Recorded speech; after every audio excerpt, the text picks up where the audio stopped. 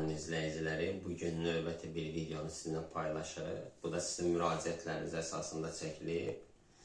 Sadəcə uzun müddətli video paylaşmırdıq. Müəyyən səbəblər var idi. Həm siyasi vəziyyət elə idi ki, yəqin məndən yaxşı bilirsiniz ki, vicdan məhbusu Tofiq Yaqublu azlıq elan eləmişdi. Diqqət mərkəzində idi.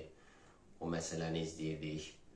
Digər tərəfdən özümün yerli icra strukturlarında mübahisələri, məsələlərim var. Çalışırıq qəbullarla həll eləyək. Qəbullarla həll olunmasa yəqin ki, məhkəmə müstəvisinə müraciət eləyəcəyik. Yəni bir müddət, belə deyək, video paylaşa bilməmişdim, amma xoş xəbərlər də var. Deməli, bu müddət ərzində kanalın 2 izləyicisindən xoş xəbər daxil olub. Deməli, biri təxminən 1 il əvvəl bələdiyyə torpaqlarla bağlı video paylaşmışdım. Elə videonu izləyən həmin müddətdən eləmə tənbəllik misalı başlayıb bələdiyyə sənədindən bağlı reestr idarəsinə müraciət edib, oradan imtina alıb. Təzəliklə artıq məhkəmə prosesdə yekunlaşıb, adam məhkəmə qərarından çıxarışını verirlər. O sevincini məndən paylaşdı.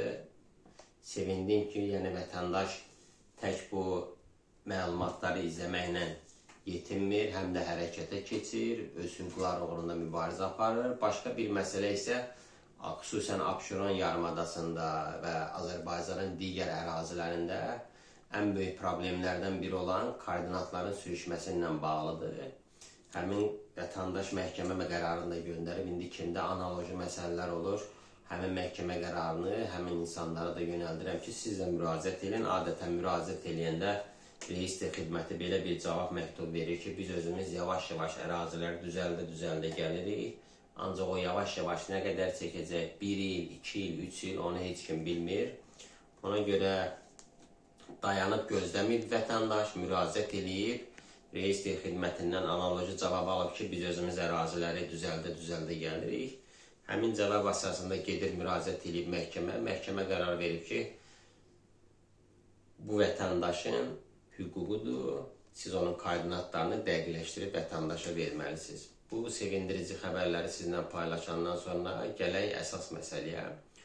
Mənə son vaxtlar qapı keçidinin açılmasından bağlı müraciətlər daxil olur, Binəqədidən daxil olur. Bakıda belə bir, bağlarda belə bir məhəllə var imiş, Eston məhəlləsi deyirlər, səhv etmirəmsə Ləhəş bağlarında dedi. O məhəllədən maraqlı bir müraciət daxil olmuşdur. Məsələnin məğzi nədir? Vətəndaşa xüsusi mülkiyyətidir, özü hasarlayıbdır. Hasarının müəyyən bir hissəsini uçurub ikinci qapı qoymaq istəyir. Tökülüşürlər ki, sənin buna ixtiyarın yoxdur. Sual olunur ki, hansı qanunda yazılıb bu ixtiyarın olmamağı, harada var bu qadağa? Onda onlar cavab verə bilmirlər. İndi o məsələ ilə bağlı müəyyən məsələlərə toxunam. Deməli, ümumiyyətlə yəqin fikir vermişsiniz də. O sırf bizə məxsusdur ki, xüsusi mülkiyyəti iri hasarlarla hasarlayırlar, daş hasarlarla. Məsəl üçün, elə yeni salınan Sibriz yaşayış kompleksində, orada da bir qrup xüsusi mülkiyyətdə olan fərdi evlər var. Orada fikir verirsinizsə, indi siz də yəqin izləmişsiniz.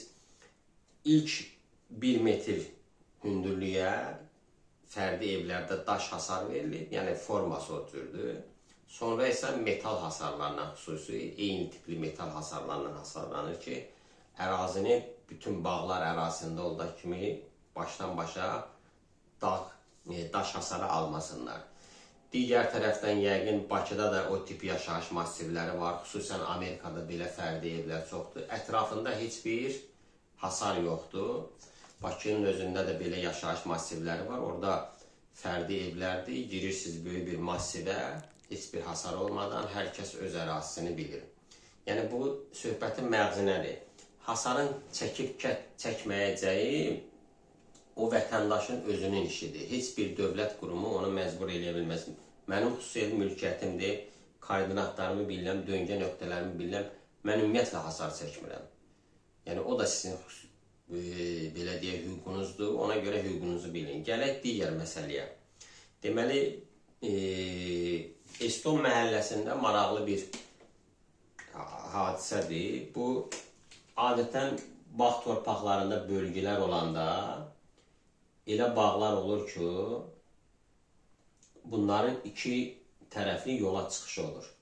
Yol deyək, bu tərəfə də yol deyək. İndi bizdə bir ara xüsusən dəb idi, dövlət qurumları gecəqondu məhəllələrini, yol kənarlarını gettolardı kimi sanki belə hasarlayırdılar yol boyu. Fərdi evlər də qalırdı bu hasarların arxasında. Hasarlayırlar belə-belə, xüsusən Bakıdakı gecəqondu məhəllələrin ətrafında görərsiniz. Bunun özü qanunsuzdur. Yəni, heç kim vətəndaşı hasar altında saxlaya bilməz. Gələk digər məsələyə ki, vətəndaşın özünün xüsusi mülkiyyəti var, bunun iki yola çıxışı var. Deməli, vətəndaş istəyir ki, buradan hasardan yol açsın, ona deyirlər ki, yox, biz bura hasar çəkmişik, siz bura çıxa bilməzsiniz. Hansı qanunda yazılıb, harada yazılıb o, elə bir qadağa yoxdur. Bu ilk həlli yolu, digər bir həlli yolu. Əgər sizə problem yaradırlarsa, avtomatik əmlak xidmətinə müraciət edirsiniz, reestr xidmətinə, əmlakın bölgüsünü həyata keçirirsiniz. Bu olur 1 sahəli ərazi, 2 sahəli ərazi. 1 sahəli ərazinin yolu bütövlükdə olur çıxışı bu əraziyə. 2 sahəli ərazinin istər-istəməz çıxışı olmalıdır bu tərəfə. Yəni, avtomatik sizin çıxışınız olur bu yola. Heç kim sizin mülkiyyətinizə giriş-çıxışı məhdudlaşdıra bilməz. Onunla bağlı mən indi sizə şəxsi təcrübəmdən danışacağım. Deməli, bir ərazidir. İndi şəkildə də göstərim. Biz burada alqı-satqıdan sonra qapı keçidi açmağa çalışırıq. Görürsünüz ki, burada hətta bardurlar var, səki var. Səki deyəndə indi zamanında futbol klublarından biri bu ərazini səliqəyə salıb.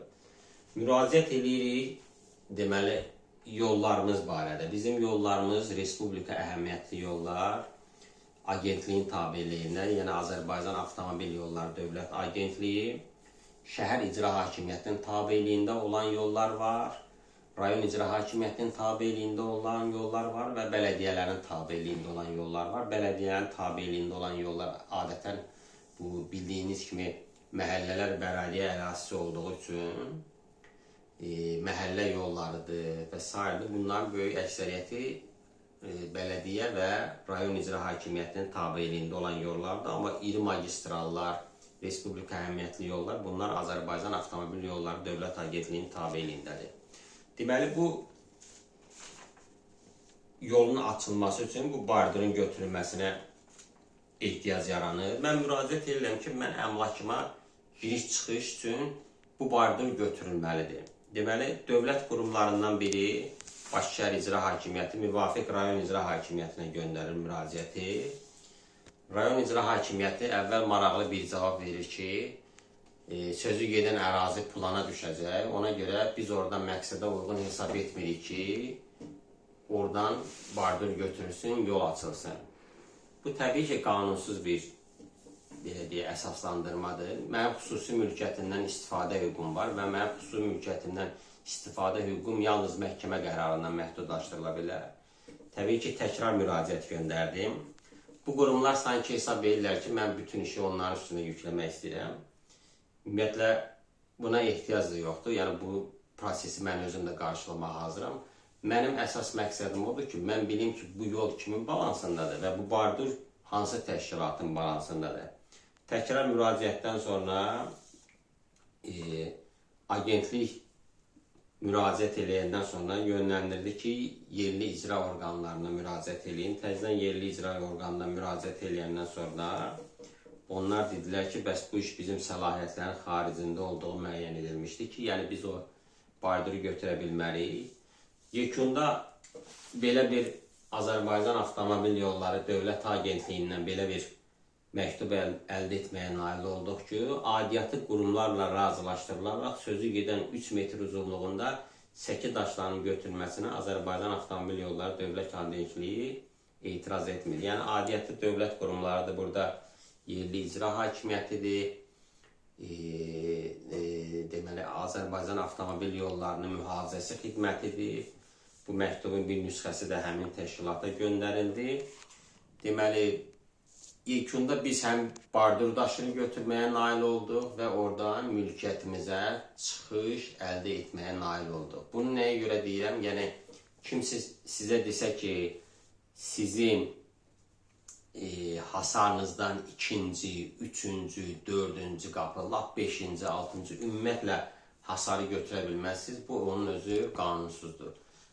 Mülkiyyət mənimdir, mən ümumiyyətlə hasarlamıram. Hər tərəfini açıq saxlayıram və ya 6 dənə qapı qoyuram. Bunun heç kimə aidiyyəti yoxdur.